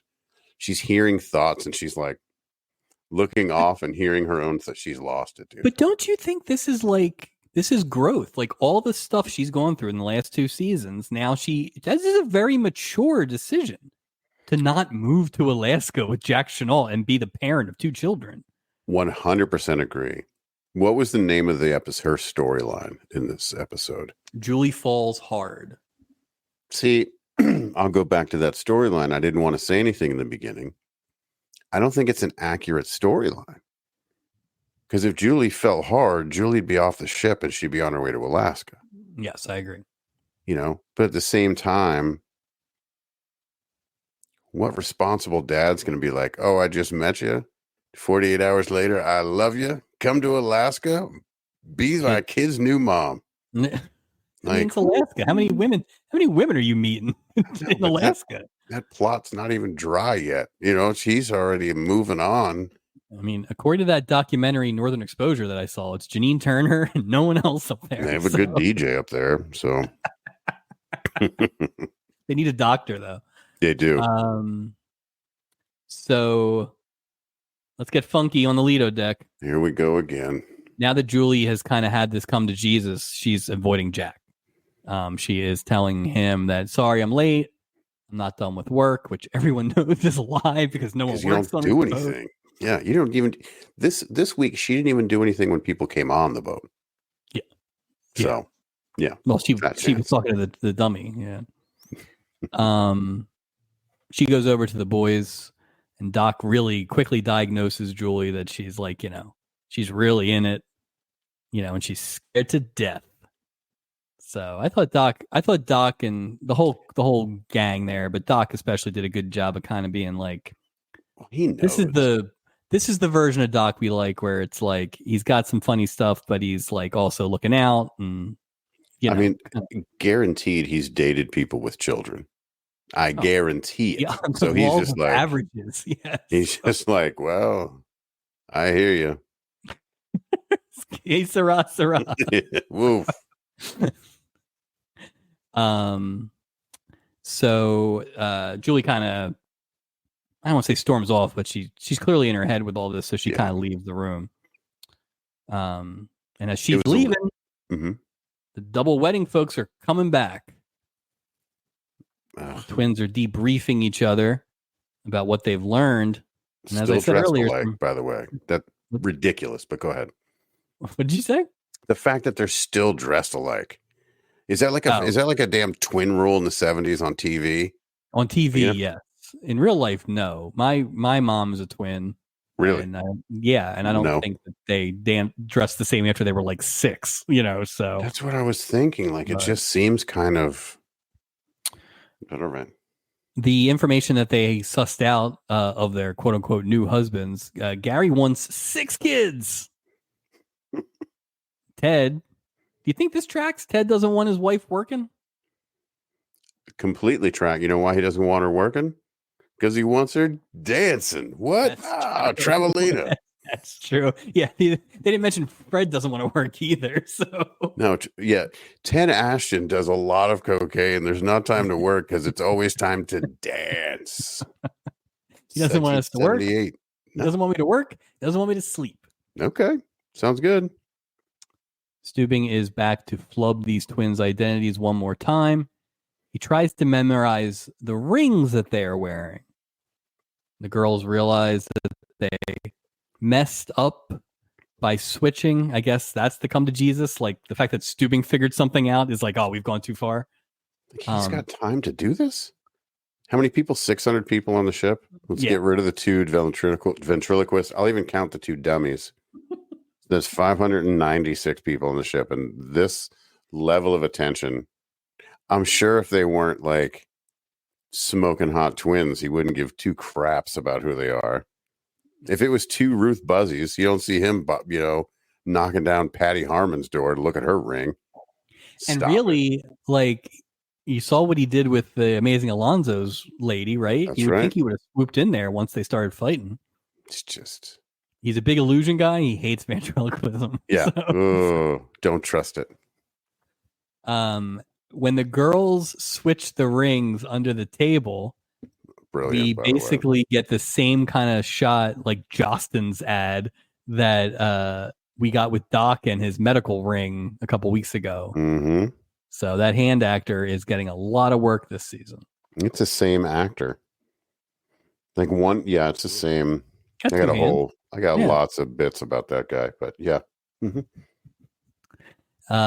Again, much like the plan to do it, the plan to get out of it, they're basically committing wedding license fraud. Yeah, but they just switch back, so they're good. Well, no, because technically the human beings on the license, they probably forged documents, I think is probably. That's what I'm thinking, yeah. The crime. So I assume they're going to prison. And Mexican prison at that. That's going to suck. Yep. You're going to do real bad in prison, girls. Yeah. You might even meet Bam Bam Bigelow. That's about the same time he was in Mexican prison. Somehow that was the end of the scene. Act 4. That's like the end of the story, really. Yeah. I mean, Act 4 is almost... There's nothing Act here. Act 4 is almost all Julie stuff. And then a little dummies. bit... Yeah, and then they do Act 5 is all Julie. So yeah, this is mainly, like I said, we're going for the Emmy here. Julie, I forgot we get one more dummy thing. Yeah, Julie introduces Pat and Mike Harmon for the 4 people who haven't run into them at a random bar on the boat to be entertained by their personal problems. The antagonism begins immediately as the dummies realize a divorce might be bad news for their act. Once again, passengers of the Love Boat are getting presented with personal problems, presented as entertainment for the ship. Somehow the crowd loves it. Again, we get a massive ovation. I mean, I guess it would be entertaining to watch. Some guy, just a marriage dissolve. Yeah, like in real time. I guess that's entertaining. I don't know. But you know what's funny is, remember how, and you brought it up, remember how on Alonzo Steubing was? Like, where's my next illusion? Yeah. Where's this? Illusion. You'd think that he would say to these people, if he's like that about the performers, somebody would go, hey, let's just do the act. Let's keep it pro here. You guys are a couple of pros, but nothing's ever... He thinks it's part of the act. I see. He's just laughing. Look at their pain. I hear it. They're talking like I think. Do one about how you love the sea more than your wife. Where's Stacy? Boo. Boo. We go a long way to get there, but Michael and Patty reconcile and smooch, and the mannequins get excited, and it's great. Who cares? Great. The girls catch up with Julie, and they kind of call her on the fact that she's been avoiding them. I think they've put it together quicker than maybe Julie did herself. Well, because they have that one jackass aunt, they know they've learned some life lessons. Yeah, the cold feet story that they tell is basically that their aunt left the husband to go live with a rock band. That's so weird. What rock band do you think it was? It was Aerosmith. Wow. How about that? Yeah. I was going to say, who sang Black Betty? Oh, God. It's like Renegade or somebody, right? It's like... no. Black Betty. It's not Rad. It's something with an R. Well, it's funny. Anyway, that's who I think the Chenault's aunt ran away with. Blam-a-lam. Spider bait. Spider bait. Yeah. So there you go. Your aunt ran off with spider bait. Mm-hmm. There you go. Julie, give Julie credit. She tells it to him straight. She does not lie. She does not try to sugarcoat it. She basically says, "Yeah, I can't be a mom right now," which leads to Jack Chenault coming down the stooping steps. Gee, when a girl breaks up with your kids, no kidding. Which is great. Also, quick correction. The name of the band was Ram Jam. I told you it was someone. Ram Jam. Sorry. Many people have recorded that song. Just want to get it right. Okay, so Ram Jam, and then they say Ram-a-lam? Mm-hmm. Wow, great song. Yeah. Dun. Well, it's actually an old blues song from Mississippi that does not sound anything like... No, I can imagine. The record, it's rough. It's rough. Oh, yeah. Oh, down, Black Betty. It's just exactly like you guys could have done so much better with sound quality, but I mean that's cool. That's cool. We'll make as always. We love this episode as we talk about. Yeah, we're talking about the crossroads now. Like what? What happened? Jack and Julie really handle all of this incredibly well. I think Jack does. It felt very realistic how people would act once the decision has been made that I'm not going to be somebody's mom, right? Oh, you don't agree, so I guess, but well, no, for me, right? If you think about the Jack Chenault character, and if she's like, I just don't want to be a mom, and I believe the quote was, I had a direct quote. She said that she wanted to. I'm sorry, bear with me here. Cold Feet Julie. She wanted to be a young person a while longer. Julie. My issue is this: if you're Ram-a-lam, right? Ram-jam. If you're a single dad and this person doesn't want to be the mom, well, aren't you just kind of moving on? Because it's not like, well, I'm only going to have these kids for another 6 weeks, so come visit me. And it's not going to lead to anything. So it's not. Well, I think this is also the opposite, the inverse of everything about the Love Boat is you don't have to end everything because you don't want to raise these kids. They could have dated or something. They could have gone on one date. They didn't even go on one date. They're just already talking about moving to. Yeah, there's a middle. It's the Love Boat, not the relocation ship. Let's get it right. Come on. 5 hours and 47 minutes to fly from Los Angeles to Alaska. Not to mention, the first episode of next season is a 2-part. Oh, you stole my thunder at the end, sir. Oh, I didn't. You stole my thunder at the end. Yes. I apologize. That's why I did not say that Tony Roberts would be on future episodes. Jack Chenault comes back to begin season 3. So, yeah. I'm curious to see. A rare recurring character. As Jack Chenault? As Jack Chenault. Are the daughters in it, or is it just him? Do you know? Just him. Well, maybe he's like, I solved our little problem. You don't have to worry about being a mom anymore. Oh no! I put him up for adoption. I'm single Jack Chanot in Fairbanks. So I stopped at Puerto Vallarta. There's an orphanage. I don't know if you've heard of it. It's this one. They just lost this guy named Pepito. Yeah, I put these girls. They specialize in renting out 12-year-olds. It's amazing. Julie told me where to go. She told me the address. It's good. Before we get back to the dramatic conclusion that you just totally ruined, the dummies are leaving the boat, and I guess they reconciled. So America will get to continue enjoying this top flight entertainment for years to come. Just as interesting, the double wedding folks are leaving. Oh boy. Stubing had time to make name tags.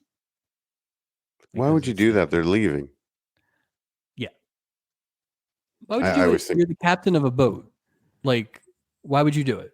Nobody cares. So you know who doesn't care that you don't know their name? Those two. They don't care at all. It reminds me of the Office Christmas episode when there were twins. And Michael Scott wanted to tell the difference between the two, so he took a Sharpie and drew a line on one of their arms. I just thought, what a great way to permanent marker. It's very easy. Yeah. Luckily, that's the end of those storylines. In Act 4, the very rare elimination before the final act. So, Act 5, one of the few relevant Act 5s we have on this show. Yeah. Julie's on the deck, staring out at the ocean when the kids come up for their tearful goodbye. They are devastated. They are. They try to pretend they're not, but they are. Well, it doesn't help that people are calling Julie mom 2 days into meeting this Joker. Way to make it not about the children, Jack Chanot. Jeez. Maybe you protect them from that. Maybe you keep it in your pants and go on a family cruise. I mean, the kids started it, technically. If they hadn't been fighting, Julie wouldn't have gone over there. Whatever. Terrible. Jack comes down for his goodbye. So he starts with Julie, maybe we can, and Julie quickly shuts it down. So what do you think that was? Try to do it long distance? Yeah. And Julie's like, no, I'm not. I'm too crazy to deal with an over-the-phone relationship in a pre-email world. They both tell each other to look each other up when they're in town, and this is where Julie mentions that they do have cruises to Alaska. Maybe late September. Maybe in how many episodes? And I don't know, maybe in 20 weeks I'll see you, Jack Chanot. Yeah. I'm trying to think. So it'll be the first episode. So it'll be like right around Memorial Day for us. Yeah. So we'll be seeing that again. I do look forward to it because I want to see what they do with it. It's a big. So it's funny when I watched it the first time, and at the end, I was like, okay, that now again, we don't feel the same way about this episode, but right. I was like, I personally think it was really good, that part. And then when I did my lookup of Tony Roberts and saw that he's going to be on again, it made me feel better because it's like, that's the kind of thing that we want this show to enjoy that sort of thing. Yeah. It's so simple. It's just a simple thing. I don't, you know what? Now that I know this is happening, I don't even need Julie to be talking about this guy anymore. But at least it's something. Right. Exactly. I don't need it all the time. Once in a while. But it is true. And this is something we've talked about. Continuity, right? Just like Captain's Daughter, right? The introduction there, plants the seeds for there. I enjoy that sort of thing. It makes the mythology make a lot more sense. It links things together. So I do like that. I mean, they didn't have to do it for this storyline per se, but I get it. Well, and here's the thing too, is you don't have to know now when they're writing this episode that you're going to do it. No, but you have breadcrumbs all over the place if you need them. It's the one thing about this show. Yeah, it's all breadcrumbs. This show should have references to everything. Yeah. Yeah. The fact that they don't is lazy. Because it could have been all linked. Can you imagine like the the a interdeployment. full like season 1 guide to the Love Boat, like linking all these things Oh had my they done god, it yeah. that way. And this is a But map of the ship. so for us who have Yeah, consistently said that this season is worse than last season, and I still think it is. I agree. The one thing they have done that season one didn't do at all, and again, it's season one, so it's harder, is we Sure. had a Stacy Stubing reference. We had the daughter. We have this Julie thing, which we don't technically know now, right, in season two, but we No. know that's coming. There's been a little bit more backstory with the other characters. It's like Well, they have Doc's that new four role. wives is really the only thing from season one that came up in like Yeah. more than one episode. Well, keep in mind they have that Art Bear is doing that, looking at the scripts that consist, Continuity, continuity. yeah. So, but yeah, there's a lot of opportunity here. All right, let's get these lovers off the boat here. So, Yeah, goodbye. they both say goodbye. Jack leaves. Julie kind of walks to a different part of the deck, and she just kind of stares out longingly, quietly. The crew shows up behind her, and they don't do anything, which is nice. They just kind of look. They don't say anything. Then they walk by, and then Stubing like walks behind and goes up the steps and stops because whatever. And that's how it ends. Kind of very quietly, very subtle. Like for a show that is all ham-fisted and prop comedy, this was, I thought, a very nice, like a nice messy unresolved ending. So Well, did you see the unreleased scene that they had? I didn't. Like an Go ahead. alternate ending? No, I And didn't. What happened, it's Mike? very similar. Very similar. There's Julie crying. You had the crew behind her, but instead of not ham-handing, what they did instead is they pointed and laughed at her. And then we go to credits with another long shot of the ship. Then we go to credits. Like 4 minutes. 4 minutes. 4 minutes. We're not going to give you 2 sticks, but we'll give you 17 minutes of stock footage. Wow. That's the episode. Well, I will say this is probably the most we've disagreed on a storyline. Yeah. I just, the use of mom and love in the context of like 2 little girls that don't have a mom, like you can't, I just thought it was kind of crappy. I just thought it was crappy. And it served Jack, Chanot, whatever, and Julie. What about the kids? The captain saying, "Oh, hey, mom," and their mom. You're like, "What are y'all doing? Shut up." So your argument is more that the kids, while they liked Julie in this moment, are going to go home to no mom and probably have some trust issues about the next mom. Well, sure. Yeah, because they're going to be like, I don't know. I just thought it just didn't. I just thought that Jack Chanot's character was a bit irresponsible by love and all. You can't do that, man. You can't do that. But that's my take. No, that's definitely an angle I didn't take. I was looking at it more as a culmination of all the stuff Julie's gone through. Yeah. Through our first 38 episodes, and I do think she really came off much more in control. Like we always get mad when, like with the stupid pizza bet guys, right? And immediately she's like, "I'm sure they're nice and everything." It was like nice. I mean, she dictated terms here. So I think she was in control of the situation. I agree. I like the way that it ended because she was choosing to sort of be her instead of becoming this person that these little girls needed. Right. And I like that level of confidence from Julie. She's still my favorite character on the show. Like she's still like a meaningful part of the show. So I root for her. I just didn't want to see her end up in this complicated relationship in Alaska. It was a lot. It was too much too soon. Yeah. And the best thing she could have done is like, let's just slow things down here. I think I also like the fact, and we've highlighted it a few times, there's just less Julie than there was last season. There is.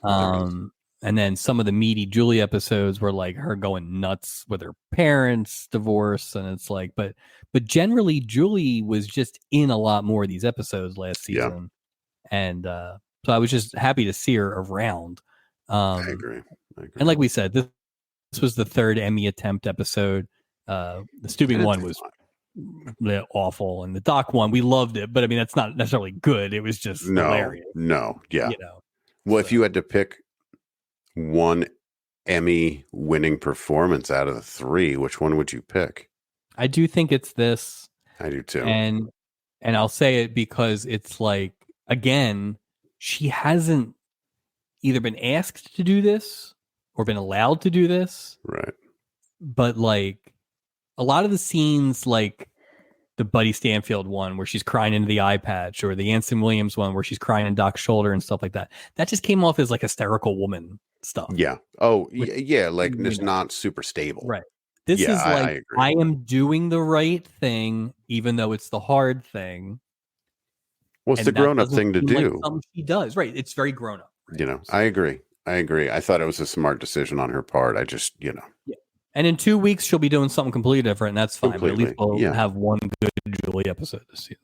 They were keeping her on the boat. She's not going. The good news is she's not going to Alaska. So Not yet. Not yet. Oh, I wonder if that's how they get her off the boat. Yeah, but when is she out? When is she out? Because that's season 7. Yeah, this is the beginning of season 3. Oh, no, well, I'm not saying like. I'm saying you're saying then? The name, right? You just throw. She ran off with old JC. Yeah, who? I get the impression they're not going to really have like a shot episode about it. Maybe they don't even mention it. Oh, that would be so insulting. Would it be bad? Be so bad. And here we are, right in the shadows of the Harlem Globetrotters episode. Or do like that MASH when that first colonel left, his helicopter blew up. So this is neither the best or the worst episode of the season. It's not the best. Current worst episode was last week, actually. Yeah, actually, it's not. It's. I know it's going to sound a bit off. I didn't like any of the stories, but I still feel like last week's episode was worse somehow. Yes. Yeah. No, and again, it is interesting because the whole idea that we could have 3 good storylines is insane to me at this point. It's never going to happen again. And then you didn't like the one storyline, but generally we're getting one good storyline at most. So last week, where they were just awful, you're kind of splitting hairs at this point. But yeah. No, I do agree. I wouldn't say the Julie one is like so bad that this tips the scales in the favor of this episode being the worst. But those other 2 are awful. But that's just a unexpected level of just crap. Yeah, that is not crap, but well, it is what it is. I think it's probably the second worst episode, if it's not the worst. Yeah. I think the 100%. only difference is Pepito and whatever the other storyline that we didn't like that wasn't Dabney Coleman, I already can't remember, were worse than the puppets and the twins. Yeah. But it's so bad that I can't remember it either. God, we just did the damn episode. What the hell was it? Oh, Doc and Karen Maynard. That's what it was. Oh, that's right. That was worse too. Yeah, that was really bad. That is worse. We're getting too many. You're right. I do need a cheat sheet. We have too many episodes. We need like a guide for each season. Just a short man. Yeah. By the time we get to that Globetrotters episode, we're going to be lost in the sauce here. Well, think about it. How many guests on episode? Like this has got 1, 2, 3, 4, 5, 6, 7. Let's just say it's 6. We're on episode. This is episode 38. Yeah. It's 6 new characters every week. Good Lord. By the time we're in season 7 or season 6, it's going to be hundreds and hundreds and hundreds of these. So, which is like awesome. 12 or 15 of them good. Yeah. I think this Stubby's race is going to be tough because there have been a lot of good one performances. I think Stubby research is going to be tough. Yeah, because we have to go through them all again. We have to go through them all. Yeah. Captain of the week. Look, in a world of black and white, Fred Travellina was a shot of color into this episode. Love that guy. That guy gets the party started no matter where he is. Ted Ashton rules. Ted Ashton, Captain of the Week. Wow. Did not see that coming. I have him in my notes. I did appreciate the effort. And also, I meant to bring this up earlier. When they're all sitting at the table, when Steubing comes running in about the mariachi band, we get Fred Travalina's back to the camera, which you never see in TV. I appreciated that. Way That's to go. confidence. That's confidence. He's like, it doesn't matter. I'm Fred frickin' Travalina. Captain of the week for me, Yeah, Julie McCoy. I get it. What In a the hero. end, I get it. What a hero. Just like Fred Travalina. Or just like Fred Travalina. Couple of heroes. Sure. Walk the plank, worst of the week. The worst Nelson. Gary Gage, because he just brought nothing. He wasn't likable. He wasn't not likable. There's just nothing there. And for a Nelson to be that not memorable, Yeah, that's saying something. He wasn't even vanilla ice cream. He was just like, it was just an empty cup where there was supposed to be ice cream, but instead, all we were left with was David friggin' Nelson. awful. Boo. Just awful. As we said earlier, huge waste of Sid Caesar.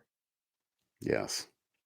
But the acting, I'm just going to call it the acting. I think it's the worst acting we've seen across the board. And so call it David Nelson, call it one of the twins, call it the other twin, call it the ventriloquist dummies.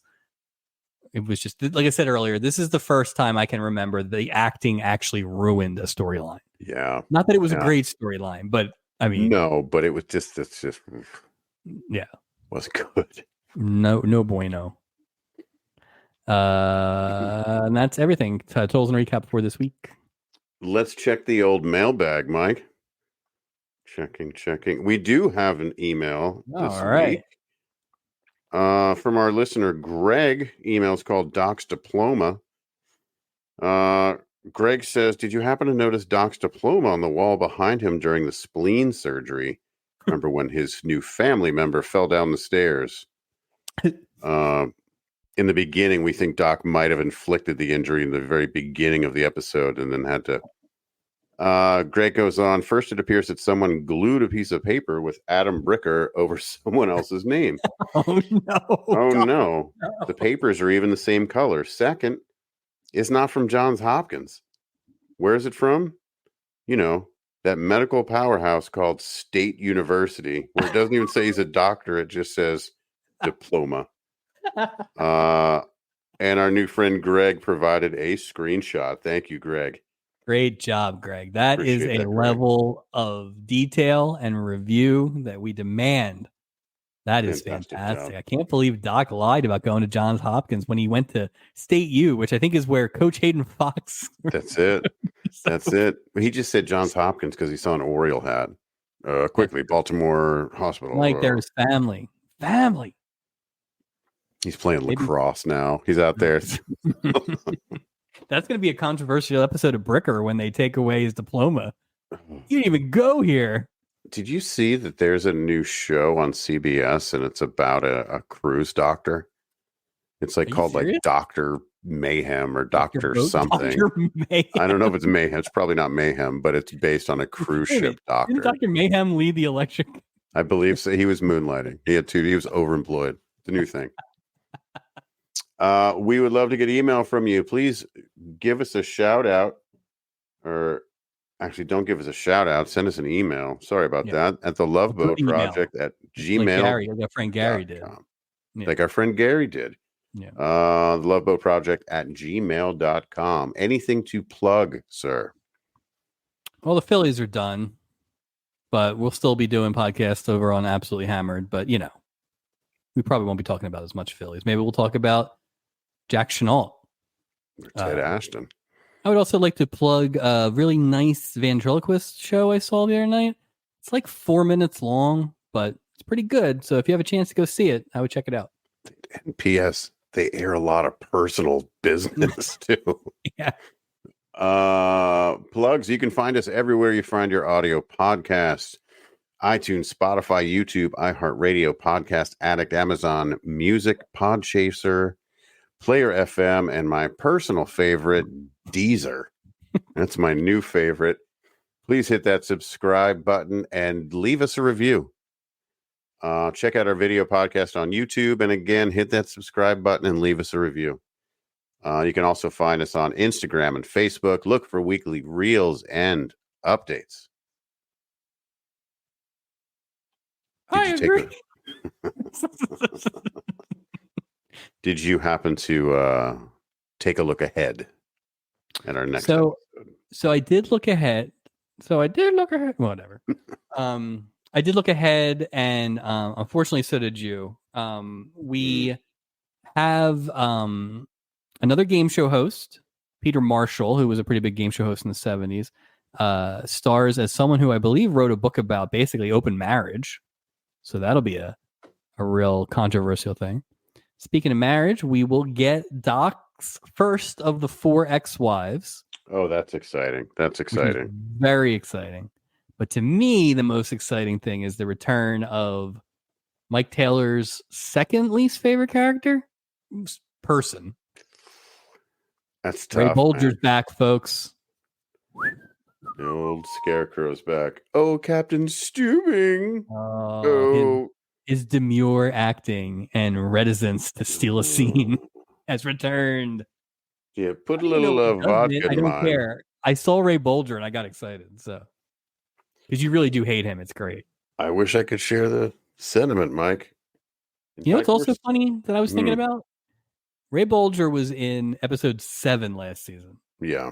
Barry Keys was in episode 6. We went back to back. We did. So, just back to back jacks with the greats. I think that's the most we disagreed before tonight was on Bolger. Yeah.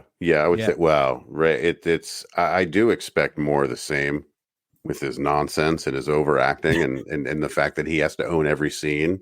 He's just like, let me show you how acting's done. Let me show you how to take over a scene. I have not watched it. I don't even know his storyline. I am going to predict that Ray Bolger is so good in this that you will vote for him for Best Old. At least a nomination. Wow. How about that? Best Olds are a little thin this year, too, by the way. Thin. So. It is thin. Not a lot of the olds. Well, we'll see. Price. Yeah. We'll see. As always with Ray Bolger, keep an open mind. Yep, that's right. But that's next week. Yeah. This week, thanks everybody for listening. This was yet another tepid episode. We'd really like to see some good ones. I turn it on every time with an open mind and a full heart, and I usually leave it with a notepad full of anger. So the project just keeps going. Yeah, well, luckily we're almost done. Sure. Are we half? No. Halfway done the whole thing? No. Yeah, no. We're not. We're halfway done the season. Ha. It was a little ha. That's what I was doing. We are now over halfway done the season. I think we're past the 50% mark. Wow. Or if you count the stubbies, I think. Well, I like this. There's a lot left. But you don't know this. You just tune in every other Monday to listen to this gold. Anyway, we'll wrap it up because I have to get to Alaska to go see About a Girl. Mm-hmm. All right, everyone. Thanks, Mike. We'll talk to you guys next week for the return of the Scarecrow.